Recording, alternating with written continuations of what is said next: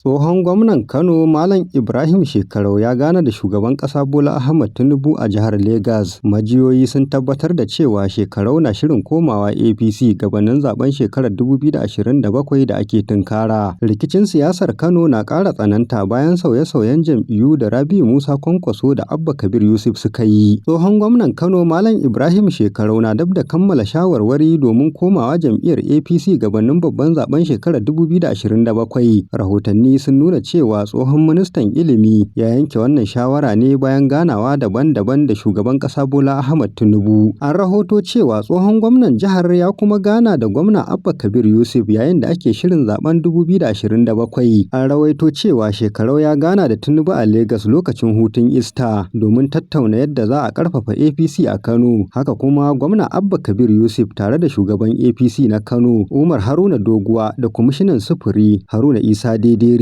sun ziyarci Shekarau a gidansa domin jawo shi APC. Wani rahoto ya bayyana cewa gwamnan ya gana da Shekarau a Abuja kafin ya dawo Kano a wani mataki na neman jawo shi cikin APC. Wata majiya ta kusa da Shekarau ta tabbatar da ganawar, tana mai cewa tana daga cikin shawarwarin da ake yi domin lallashin tsohon gwamnan ya koma APC. Ganawar da Kwankwaso ya yi da Shekarau, ziyarar ta zo ne makonni biyu bayan Rabi'u Musa Kwankwaso ya gana da Shekarau yana ƙoƙarin jawo shi zuwa ADC. Sai dai Kwankwaso ya samu nasarar jawo tsohon mataimakin gwamna Nasir Yusuf Gawuna wanda ya koma ADC bayan ya bar mukaminsa na gwamnatin tarayya. A watan Fabrairun shekarar 2026 ne siyasar Kano ta rikice bayan gwamna Abba Kabir Yusuf ya rabu da Kwankwaso domin karɓa iko da tsarin siyasa sakamakon rikicin NNPP. Duk da suka daga wasu magoya bayan Kwankwasiya, daga baya Kwankwaso ya bar jam'iyyar NNPP zuwa ADC domin ƙarfafa jam'iyyarsa. Shekarau ya taɓa kare matakin Abba Kabir Yusuf na sauya sheka, yana mai cewa hakan ya yi daidai da abin da Kwankwaso ya taɓa yi a baya. Mai magana da yawun Shekarau Sule ya Usule ya ce har yanzu ana shawarwari kuma za a sanar da mataki na gaba nan gaba. Har yanzu ana sa ido da kuma dakon ganin wace jam'iyya ce Shekarau zai koma, duk da cewa alamu sun nuna cewa ya karkata zuwa jam'iyyar APC mai mulkin Kano da Najeriya. Abbas Yakubu Yaura, Dimokuraɗiyya TV.